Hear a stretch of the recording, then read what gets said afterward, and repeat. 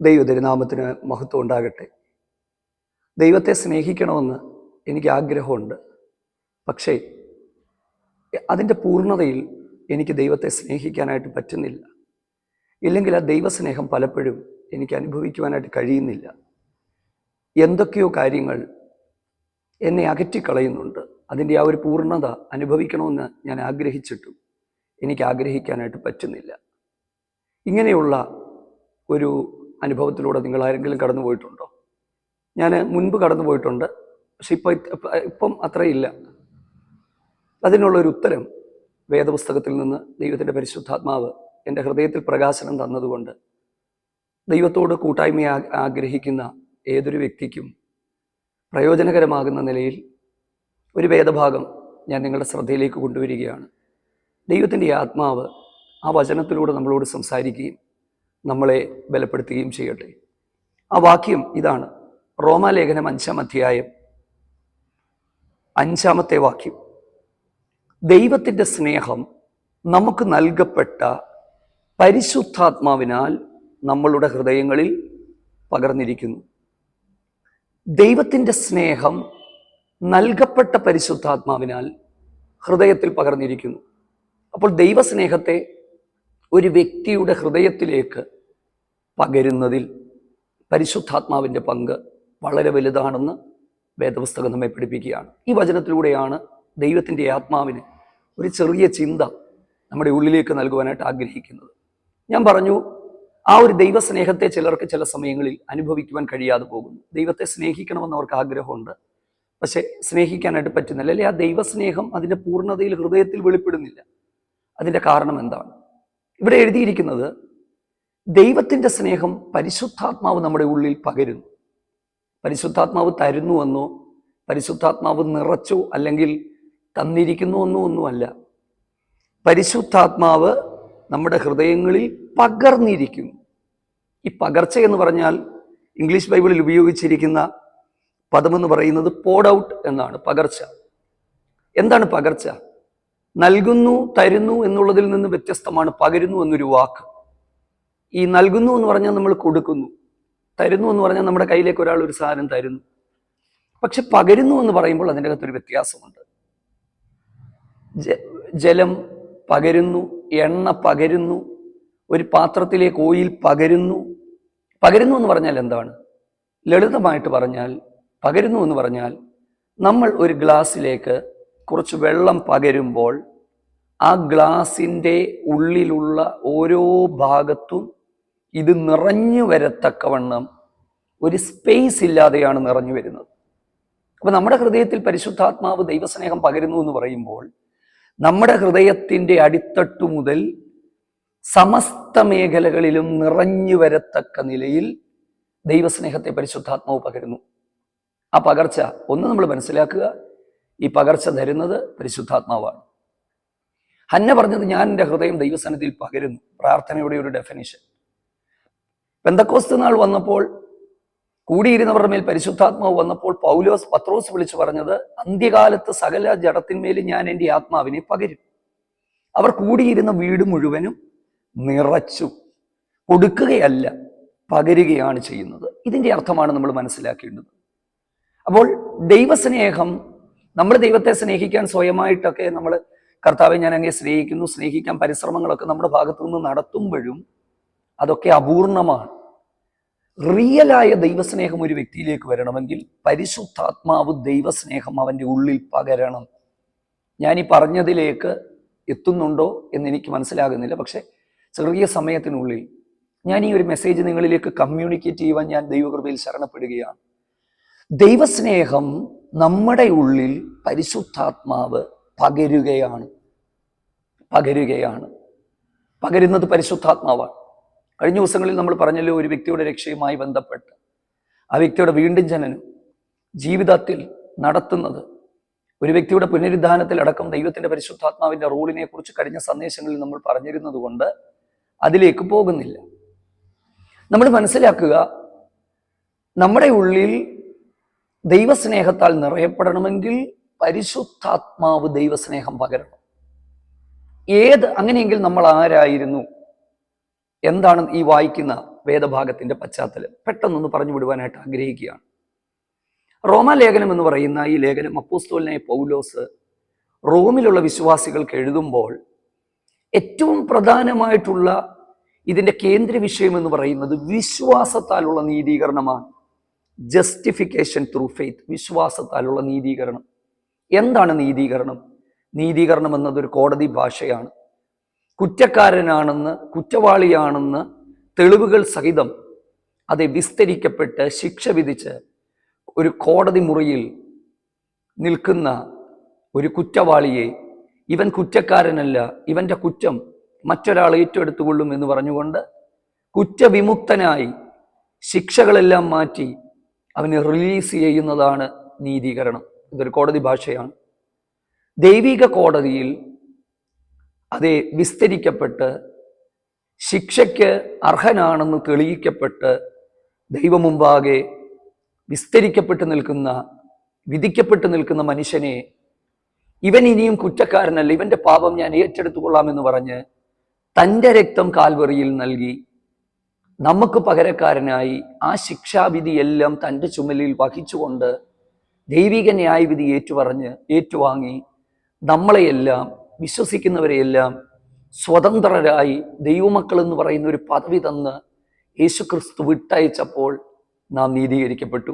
ഇതാണ് നീതീകരണം. എങ്ങനെയാണ് നീതീകരണം സംഭവിക്കുന്നത്? മുൻപ് നമ്മൾ ആരായിരുന്നു? നമ്മൾ ഈ വായിച്ച 5-ാം അധ്യായം, റോമാലേഖനം 5-ാം അധ്യായത്തിന്റെ 1 മുതൽ 11 വരെയുള്ള വാക്യങ്ങൾ വായിക്കുമ്പോൾ നമുക്ക് മനസ്സിലാകും മുമ്പേ നമ്മൾ ആരായിരുന്നു. 4 കാര്യങ്ങൾ ഇതിൻ്റെ അകത്ത് പറയുന്നുണ്ട്. നമ്മളൊക്കെ ആരായിരുന്നു എന്നുള്ളത്. നമ്മളൊക്കെ വലിയ കുടുംബക്കാരാണെന്നൊക്കെ പറയുന്നുണ്ടല്ലോ, നമ്മളൊക്കെ സമ്പന്നരായിരുന്നെന്നും കഴിവുള്ളവരായിരുന്നെന്നും പറയുന്നുണ്ടല്ലോ. പക്ഷേ റോമാലേഖനം പറയുന്നത് സകല മനുഷ്യരും ആരാണ്? വചനാടിസ്ഥാനത്തിൽ നമുക്കതിനെ മനസ്സിലാക്കാം. 1, 6-ാമത്തെ വാക്യമാണ്. ബലഹീനരായിരുന്നു. നമ്മൾ ബലഹീനരായിരുന്നു എന്ന് പറഞ്ഞാൽ നമുക്കൊരിക്കലും സ്വയം രക്ഷപ്പെടുവാൻ കഴിയാതെ നാം ബലഹീനരായിരുന്നു. നമ്പർ 1. നമ്പർ 2, അഭക്തരായിരുന്നു. 6-ാമത്തെ വാക്യം. നമ്മൾ അഭക്തരായിരുന്നു, തോന്നിയ പോലെ ജീവിച്ചിരുന്നവർ, ദൈവഭക്തി ഇല്ലാതെ ജീവിച്ചിരുന്നവർ ആയിരുന്നു നമ്മൾ. അടുത്തത് നമ്പർ 3, 3-ാമത്തേത് 8-ാമത്തെ വാക്യം, പാപികളായിരുന്നു.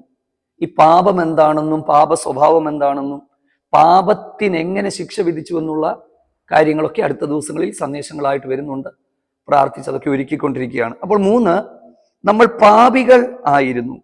4, 10-ാമത്തെ വാക്യം, നമ്മൾ ശത്രുക്കളായിരുന്നു. അപ്പോൾ ബലഹീനരായിരുന്നു, അഭക്തരായിരുന്നു, പാപികളായിരുന്നു, ദൈവത്തിന്റെ ശത്രുക്കളായിരുന്നു നമ്മൾ. ദൈവത്തിന്റെ ശത്രു എന്ന് പറഞ്ഞാൽ പാപം ചെയ്ത് ഒരു തരത്തിലും ദൈവം മുമ്പാകെ വരാൻ യോഗ്യതയില്ലാത്തവരായി കടന്നവരാണ് നമ്മളൊക്കെ. അപ്പം ഈ ഒരു അനുഭവത്തിൽ നിന്ന് നമുക്ക് നീതീകരണം കിട്ടി. എങ്ങനെയാണ് നീതീകരണം ഉണ്ടായത്? അതും ഇവിടെ എഴുതിയിട്ടുണ്ട്. 9-ാമത്തെ വാക്യം, അവന്റെ രക്തത്താൽ നീതീകരിക്കപ്പെട്ടു. എൻ്റെ പ്രിയപ്പെട്ടവരെ, കാൽവറി ക്രൂശിൽ യേശു തൻ്റെ രക്തം നമുക്ക് വേണ്ടി ചൊരിഞ്ഞപ്പോൾ ആ രക്തത്തിലൂടെ നീതീകരണം സാധ്യമായി എന്ന് നാം മനസ്സിലാക്കുക. യേശുവിൻ്റെ രക്തത്താൽ നമുക്ക് നീതീകരണം ഉണ്ടായി. ആ നീതീകരണം നമ്മുടെ ജീവിതത്തിലേക്ക് വരുന്നത് വിശ്വാസത്താലാണ്. 5-ാം അധ്യായം 1-ാം വാക്യം, വിശ്വാസത്താൽ നീതീകരിക്കപ്പെട്ടിട്ട്. നീതീകരണം വിശ്വാസത്താലാണ്. ഞാനും നിങ്ങളും യേശുവിനെ രക്ഷകനും കർത്താവുമെന്ന് വിശ്വസിച്ചപ്പോൾ, എൻ്റെ പാപങ്ങൾക്ക് വേണ്ടി അവൻ മരിച്ചുവെന്ന് നാം വിശ്വസിച്ചേറ്റെടുക്കുമ്പോൾ നമുക്ക് നീതീകരണം ഉണ്ടായി. മനസ്സിലായോ? ഓരോരുത്തരുടെയും വിശ്വാസമാണ്, അല്ലാതെ കർമ്മങ്ങളല്ല. തീർത്ഥയാത്രകൾ നടത്തുന്നവരുണ്ട്, രക്ഷയ്ക്ക് വേണ്ടി കഠിന പരിശ്രമങ്ങൾ നടത്തുന്നവരുണ്ട്, ലക്ഷക്കണക്കിന് രൂപ ചെലവെക്കുന്നവരുണ്ട്. അവരുടെയൊക്കെ പരിമിതമായ അറിവിൽ അവർ നിന്ന് ചെയ്യുമ്പോൾ വേദപുസ്തകാടിസ്ഥാനത്തിൽ എൻ്റെ പ്രിയപ്പെട്ടവരോട് ഞാൻ പറയാം, നാം ഒന്നും ചെയ്ത ഒരു കർമ്മപ്രവർത്തികൾ കൊണ്ടല്ല, ഒരു പുണ്യപ്രവർത്തികൾ കൊണ്ടല്ല, നാം ചെലവാക്കിയ പണം കൊണ്ടല്ല, കേവലം വിശ്വാസത്താൽ, യേശു ക്രിസ്തുവിലുള്ള വിശ്വാസത്താൽ സകല മാനവജാതിക്കും രക്ഷയുണ്ട് എന്നുള്ള വചനം വിശുദ്ധ വേദപുസ്തകം നമ്മളെ പഠിപ്പിക്കുമ്പോൾ വിശ്വാസത്താലാണ് നീതീകരണം സംഭവിക്കുന്നത്.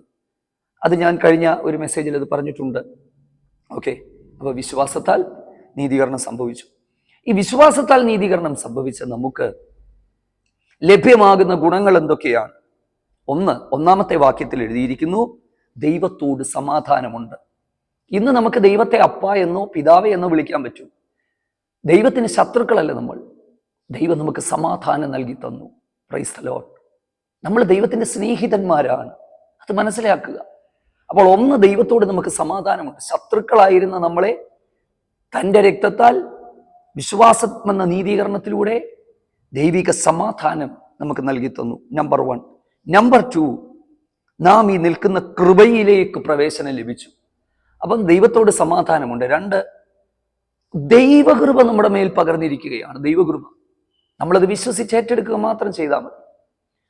ആ ദൈവകൃപയൊക്കെ അനുഭവിക്കുമ്പോൾ എന്ത് സന്തോഷമാണ്. കോടിക്കണക്കിന് രൂപ ലോകത്തിൽ ഉള്ളതിനേക്കാൾ സന്തോഷമാണ് ഈ ഒരു കൃപ അനുഭവിക്കുന്നത്. ദൈവം സംസാരിക്കുന്നത്, ദൈവത്തോടുകൂടെ കൃപ എന്താണെന്നുള്ളത് വലിയൊരു വിഷയമാണ്. അത് പിന്നീട് ചർച്ച ചെയ്യും. ഈ പരിശുദ്ധാത്മാവും ദൈവകൃപയും വളരെ ഗഹനമായൊരു വിഷയമാണ്. അപ്പം ഞാൻ പറഞ്ഞ ആദ്യത്തെ ഭാഗത്തിലേക്ക് വരികയാണ്. കൃപയെക്കുറിച്ച് നമുക്ക് പിന്നീട് ചിന്തിക്കാം. പാപത്തെ ജയിക്കാൻ ശക്തി നൽകുന്നത് കൃപയാണ്. ദൈവത്തിലേക്ക് അടുപ്പിക്കുന്നത് കൃപയാണ്. ബലഹീനതയിൽ തികഞ്ഞു വരുന്നത് ദൈവകൃപയാണ്. അപ്പം നമ്മുടെ ഉള്ളിൽ വ്യാപരിക്കുന്ന ഒരു ദൈവകൃപയുണ്ട്. ഈ ദൈവകൃപയെ അളക്കാൻ പറ്റത്തില്ല, അളവില്ലാതെയാണ്. അപ്പം മനസ്സിലാക്കുക, കൃപയിലേക്ക് നമുക്ക് പ്രവേശനം ലഭിച്ചു. അപ്പൊ പാപികളായിരുന്ന, അഭക്തരായിരുന്ന നമ്മൾക്ക് കൃപയിലേക്ക് പ്രവേശനം ലഭിച്ചു. പിന്നീടാണ് നമ്മൾ വായിക്കുന്നത് 5-ാമത്തെ വാക്യം, പ്രത്യാശയ്ക്ക് ഭംഗം വരുന്നില്ല. ദൈവം നമുക്ക് തന്ന പ്രത്യാശയുണ്ട്, ഒരു നിത്യമായ പ്രത്യാശ. ആ പ്രത്യാശ ഒരിക്കലും മാറിപ്പോകാത്തതാണ്. ലോകത്തിൽ നിന്ന് നമുക്ക് ലഭിക്കുന്ന പല ഉറപ്പുകളും പിന്നീട് മാറ്റപ്പെടുന്നതാണ്. വാക്ക് പറഞ്ഞവർ അവരുടെ വാക്ക് സാഹചര്യങ്ങൾക്കനുസരിച്ച് മാറ്റുമ്പോൾ ദൈവം തരുന്ന പ്രത്യാശ മാറിപ്പോകാത്ത പ്രത്യാശയാണ്. എന്നിട്ടാണ് ഇവിടെ എഴുതിയിരിക്കുന്നത്, ദൈവസ്നേഹം നമുക്ക് നൽകപ്പെട്ട പരിശുദ്ധാത്മാവിനാൽ നമ്മുടെ ഹൃദയങ്ങളിൽ പകർന്നിരിക്കുന്നു. എൻ്റെ പ്രിയപ്പെട്ടവരെ, ഈ ദൈവസ്നേഹം അനുഭവിക്കുവാൻ കഴിയാത്തതിൻ്റെ കാരണം ശരിയായ നിലയിൽ പരിശുദ്ധാത്മ ശക്തിയെ അനുഭവിക്കാത്തത് കൊണ്ടും പരിശുദ്ധാത്മാവിന് ഒരു വ്യക്തി വിധേയപ്പെടാത്തതും കൊണ്ടാണ്. മനസ്സിലാക്കുക, ഇത് നിങ്ങൾക്ക് അനുഭവിക്കുവാൻ കഴിയുന്നില്ലെങ്കിൽ ദൈവത്തോട് പ്രാർത്ഥിക്കുക. ദൈവത്തിൻ്റെ ആത്മാവിനാൽ എൻ്റെ ഹൃദയത്തെ നിറച്ച് ആ ദൈവസ്നേഹത്തിൻ്റെ പകർച്ച അനുഭവിപ്പാൻ എനിക്ക് കൃപ നൽകണമേ. Praise the Lord. ഞാനിത് വെറുതെ പ്രസംഗിക്കുന്നതല്ല, ആവേശം ഉണ്ടാക്കാനോ വ്യൂവേഴ്സ് കൂടാനോ ഒന്നുമല്ല. സത്യസന്ധമായി വചനം എൻ്റെ കയ്യിൽ വെച്ചുകൊണ്ട് തന്നെ ഞാൻ പറയട്ടെ, ഞാൻ അനുഭവിക്കുന്ന ഒരു ആഴമായ ദൈവസ്നേഹമുണ്ട്. ഞാൻ ഈ പരിശുദ്ധാത്മാവിനെ കുറിച്ച് പഠിച്ചു കഴിഞ്ഞ് ഈ പരിശുദ്ധാത്മാവിൻ്റെ നിയന്ത്രണത്തെക്കുറിച്ചും ഒക്കെ വളരെ ശക്തമായി ഈ ദിവസങ്ങളിൽ ദൈവാത്മാവ് എന്നോട് സംസാരിച്ചു കൊണ്ടിരിക്കുമ്പോൾ എൻ്റെ ഈ അകത്ത് നിറഞ്ഞു വരുന്ന ഒരു ദൈവസ്നേഹമുണ്ട്. ഞാൻ അന്നേരം ദൈവത്തോട് കഴിഞ്ഞ ദിവസങ്ങളിൽ ഇങ്ങനെ ചിന്തിച്ച്, ഈ വാക്യം വായിക്കാത്തതൊന്നുമല്ല, പക്ഷേ ഈ വാക്യം കഴിഞ്ഞ ദിവസങ്ങളിൽ ദൈവാത്മാവ് എനിക്ക് പ്രകാശനം തന്നു. അതാണ് ഞാൻ നിങ്ങളോട് പങ്കുവെക്കുന്നത്. നമ്മുടെ ഉള്ളിൽ പരിശുദ്ധാത്മാവ് പകരുന്ന ഒരു ദൈവസ്നേഹമുണ്ട്. ആ ദൈവസ്നേഹത്തെ അനുഭവിക്കുവാൻ കഴിയുന്നില്ലെങ്കിൽ ദൈവത്തോട് പ്രാർത്ഥിക്കുക, കർത്താവേ, അസ്നേഹത്താൽ എന്നെ നിറയ്ക്കണമേ, അസ്നേഹത്താൽ എന്നെ നിറയ്ക്കണമേ. അതെൻ്റെ ഹൃദയത്തിൻ്റെ സമസ്ത മേഖലകളെ, എൻ്റെ ജീവിതത്തിൻ്റെ സമസ്ത മേഖലകളെ അത് നിറച്ച് ആ നിറവിലേക്ക് ഞാൻ എത്തുവാൻ എനിക്ക് കൃപ നൽകണമേ. Praise the Lord. അടുത്തത്, നീതീകരണം മൂലം വരുവാനുള്ള കോപത്തിൽ നിന്ന് നാം രക്ഷിക്കപ്പെടുന്നു. ദൈവത്തോട് നമുക്ക് നിരപ്പ് ലഭിക്കുന്നു.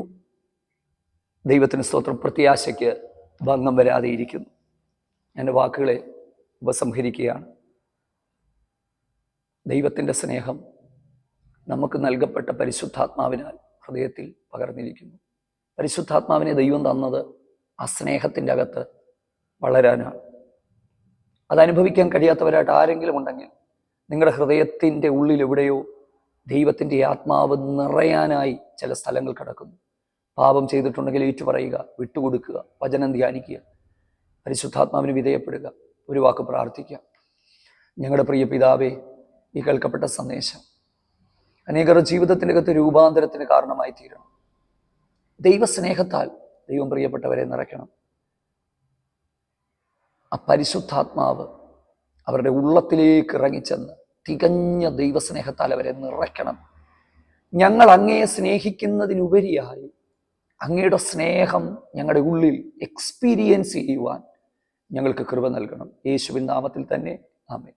നമ്മൾ ദൈവത്തെ സ്നേഹിക്കുന്നു എന്നുള്ള നമ്മുടെ ഭാഗത്തു നിന്നുള്ള ഒരു പ്രതികരണത്തെക്കാൾ അധികം ദൈവസ്നേഹം പരിശുദ്ധാത്മാവ് നമ്മുടെ ഉള്ളിൽ നിറച്ച് ആ സ്നേഹം അനുഭവിക്കാൻ കഴിയട്ടെ എന്ന് പ്രാർത്ഥിച്ചുകൊണ്ട് നിർത്തുന്നു. ദൈവം നമ്മെ സഹായിക്കട്ടെ.